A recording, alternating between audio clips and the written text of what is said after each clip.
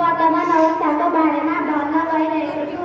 नेपाल आज परिवर्तनको यात्रामा अघि बढिरहेका देशहरूमध्ये एक हो।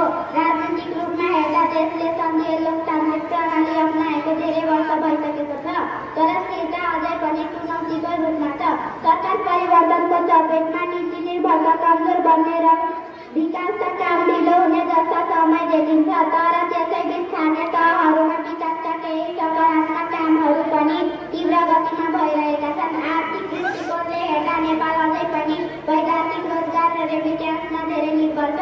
महँगी, बेरोजगारी र उत्पादन क्षमता कमाउनु जस्ता चुनौतीहरू कायम छन्। कृषि मुख्य पेसा भए पनि आधुनिकीकरणको अभावले किसानहरू अझै कष्टमय जीवन बिताइरहेका छन्। उद्योगी, पर्यटन, जलविद्युतीय र सूचना प्रविधि क्षेत्रहरू नेपालका लागि उज्जवल भविष्यका अवसरहरूका रूपमा देख्न थालेको छ। सामाजिक रूपमा हेर्दा शिक्षा, स्वास्थ्य र पूर्वाधारहरू विस्तार हुँदैछन्। धेरै युवाहरूले परिवर्तनको चाहना र जिम्मेवारी बोकेका छन्। महिलाको सहभागिता बढ्दैछ र ग्रामीण क्षेत्रसम्म सडक, इन्टरनेट, सञ्चार जस्ता सेवा पुगेको छ। अध्यात्मिक भ्रष्टाचार